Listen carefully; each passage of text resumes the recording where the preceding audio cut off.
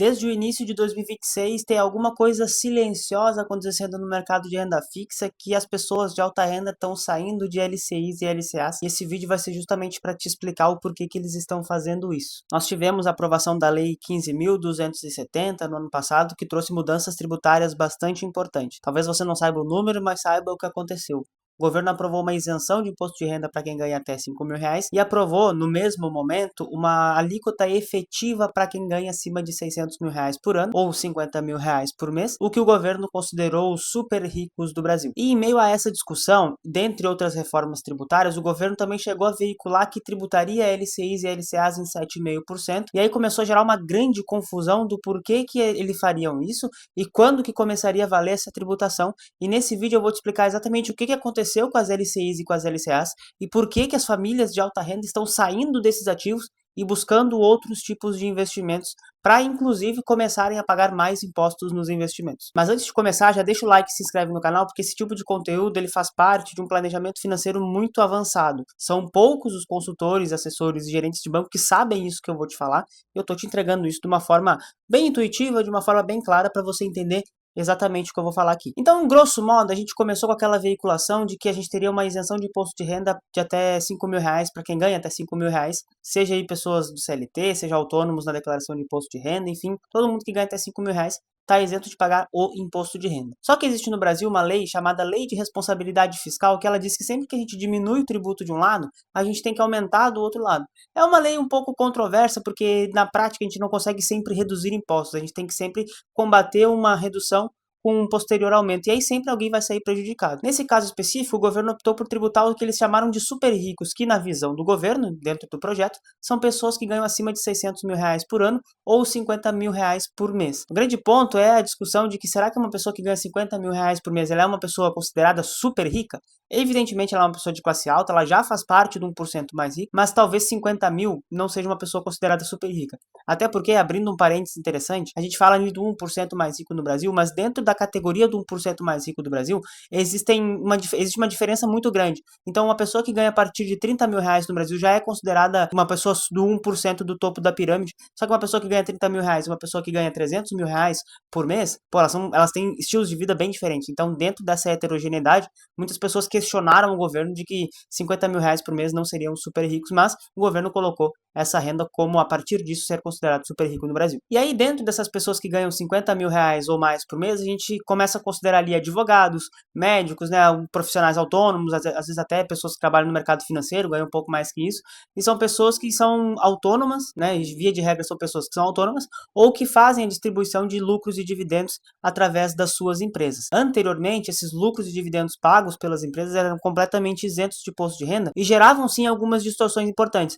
Você deve conhecer o Luiz Barsi, que é o maior investidor pessoa física do Brasil. Ele diz que ele ganhava R$ 1 milhão de dividendos por dia. Só para você ter um pouco de noção, todo esse dinheiro que ele ganhava era completamente isento de imposto de renda, porque era via lucros e dividendos. Só para você ter uma ideia da distorção que a gente tinha no Brasil. Agora, esses médicos e esses advogados, eles têm que fazer uma mudança na carteira de investimentos dele para compensar essa tributação nova que eles vão ter. E como é que funciona essa tributação nova? Vou colocar a tabela na tela para você dar uma olhada, mas basicamente quem ganha até R$ 600.000 por ano não vai pagar nada acima, né, de alíquota efetiva, vai continuar com as regras anteriores do imposto de renda. Agora, se ganha, por exemplo, R$ 750.000, vai pagar 2,5% de alíquota efetiva. Importante ressaltar o que é uma alíquota efetiva. É 2,5% sobre todos os rendimentos que tiver. E aí tem 5% acima de 900 mil, acima de 1,50 milhão por ano vai pagar 7,5% e acima de 1,2 milhão vai pagar 10%.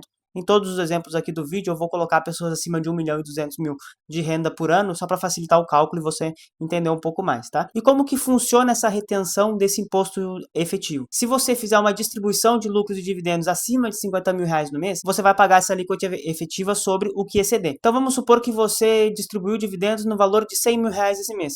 R$ 50.000 estão completamente isentos e os outros R$ 50.000 você vai fazer essa alíquota efetiva de 10%. Então você pagaria, nesse caso, R$ 5.000 de imposto de renda na alíquota efetiva. Agora, se você fizer uma distribuição abaixo de 50 mil reais todos os meses, você vai continuar não pagando nada. Então, você continua naqueles moldes que você já entrega hoje. Então, vamos supor uma pessoa que ganha 650 mil reais por ano. No final do ano, ela vai pagar somente a tributação sobre os 50 mil. Os outros 600 mil ficam completamente isentos, considerando uma pessoa que faz distribuição de lucros e dividendos. Então, se você é um profissional que às vezes recebe mais que 50 e às vezes recebe menos que 50, você tem que começar a ter uma boa prática com as suas finanças. Você tem que ter uma conta PJ, onde você vai fazer o controle disso, e nos meses que você vai ganhar acima de 50 mil reais, você distribui apenas os 50 mil e deixa o restante na sua conta PJ, para que no mês em que você vai ganhar menos que 50 mil, você consiga sempre distribuir no limite de 50 mil reais. Então vamos supor que no mês você ganha 45, no outro mês você ganha 55. Você distribui, no mês que você ganha 45, você distribui 50, no mês que você ganha 55, você distribui 50 para sua alíquota efetiva ser zerada e você não precisar pagar imposto de renda antecipado. Aí você joga o pagamento desse imposto de renda lá para sua declaração de imposto de renda no ano consecutivo. E aí dentro dessa nova carga tributária, o cálculo ele vai considerar todos os rendimentos que você tem. Na verdade, isso já acontece. Então, os rendimentos de LCs e LCAs que estão vencendo nesse ano, eles consideram uma renda para você, uma renda financeira.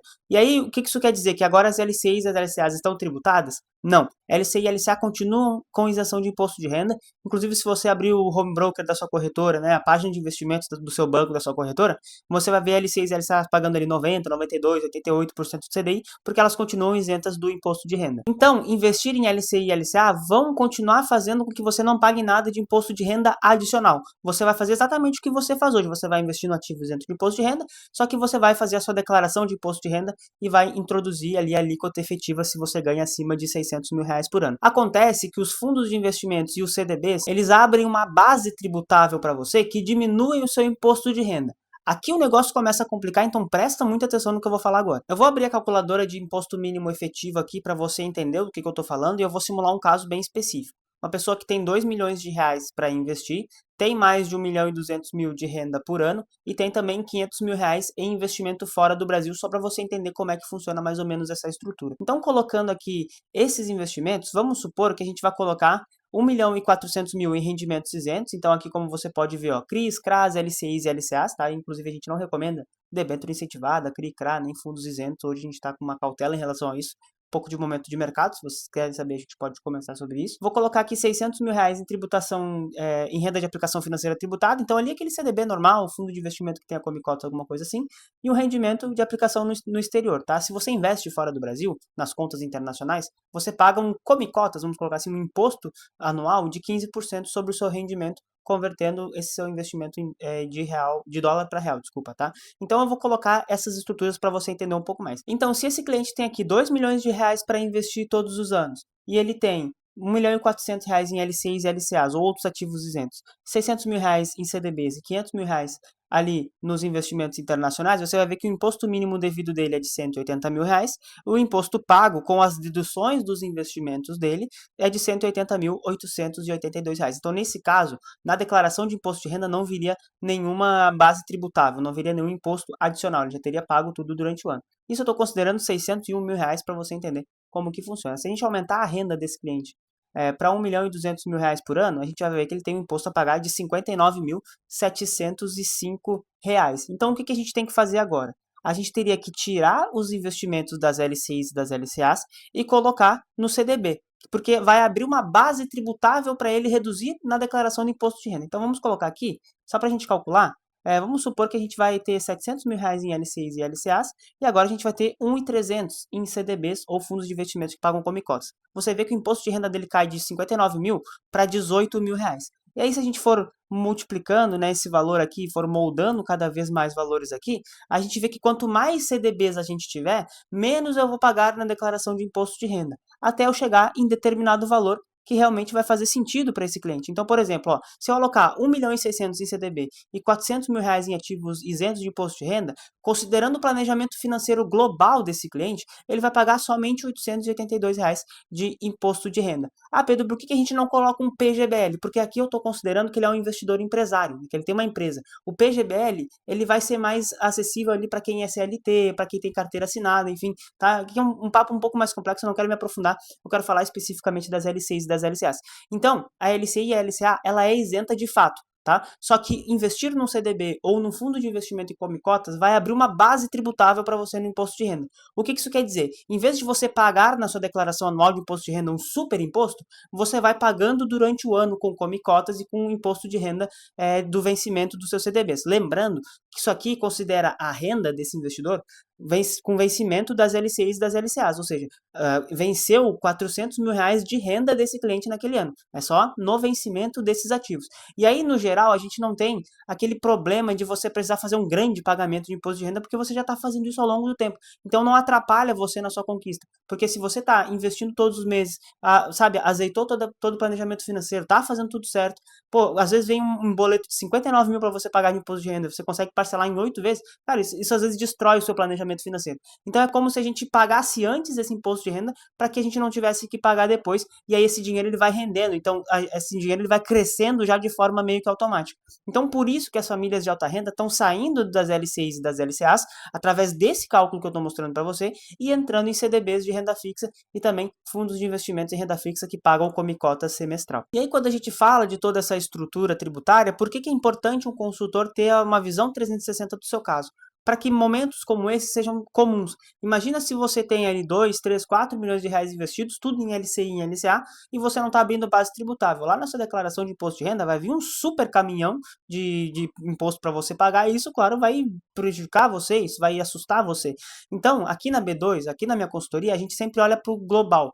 A gente sempre olha para o planejamento de investimentos, para o planejamento tributário, planejamento sucessório e todas as questões financeiras que fazem sentido para a sua vida como um todo. Então, se você quer ter esse cálculo para o seu caso, quer entender o seu caso especificamente, eu vou deixar o link na descrição para você falar diretamente comigo, a gente montar o seu planejamento financeiro e fazer exatamente esse cálculo que eu fiz aqui nesse vídeo para você. Se o seu gerente não faz isso, se o seu assessor não está fazendo isso, aí eu tenho uma péssima notícia para te dar, porque você está, às vezes, tendo um bom retorno numa carteira de investimentos, mas todo esse retorno que você está tendo nessa carteira de investimentos, o governo vai pegar lá na sua declaração de imposto de renda anual, e aí o seu patrimônio vai crescer cada vez menos. Se você gostou desse vídeo, deixa o like e se inscreve no canal, e eu vejo você no próximo vídeo que vai ficar aí na tela.